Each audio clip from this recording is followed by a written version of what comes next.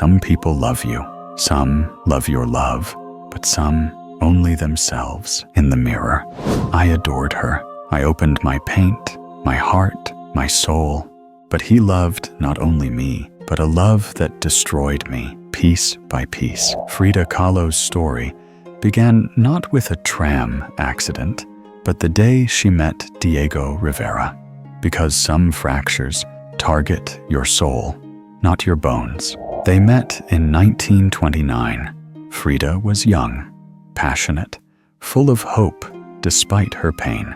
Diego, on the other hand, was Mexico's greatest muralist, a figure who stood out with his revolutionary ideas. Frida fell in love with Diego. She admired him as an artist and loved him passionately as a woman. Diego also showed interest in Frida. He admired her intelligence, her lines, her resistance, and so their relationship began. But it was not a love story. It was a story of destruction. The early days of the relationship were fascinating. Diego idealized Frida. He declared her the woman of his life, the inspiration for his art. It's a classic tactic of a narcissist. He deifies you. It's as if you were the only one, till you become really attached to him. After they got married, everything changed. Diego's attention shifted to others. His infidelity opened deep cracks in Frida's soul. A life full of women, a man who put himself at the center. And all the while, Frida was pouring her own body onto the canvas. If you look at Frida's body, you can see how she suffered. But Diego didn't look. He cheated on her many times. Not enough.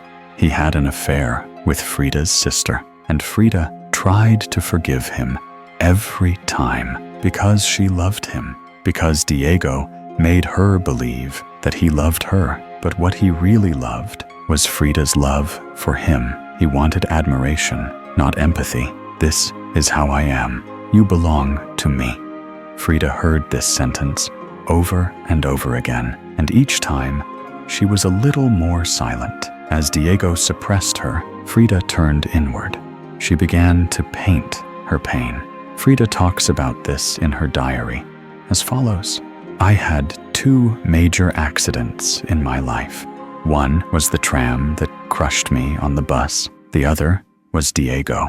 The tram was much lighter. This statement is not the revelation of a man. It is the revelation of a mentality. The most prominent characteristics of people with narcissistic personality are as follows: expects constant admiration, cannot empathize, intolerant of criticism. He glorifies his partner, but then belittles him. They create guilt and make themselves look victimized. Diego fit this mold perfectly. Frida couldn't cope with Diego's betrayal, but she didn't give up because art was her salvation. Broken spines, torn bodies, crying faces, but there was resistance in all of them. Frida painted what Diego had broken. The more she painted, the more she healed. The more she painted, the freer she became. I was there in love and pain, but now it's just me. Returning to your center. That's the most powerful way out of a narcissistic relationship. Diego's shadow was big, but Frida's light eventually overcame him, because Frida was the woman who was reborn, not destroyed. Some people destroy you, but you can create a garden from the rubble. Frida did that.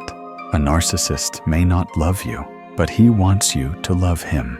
Frida realized it too late, but in the end, she chose herself.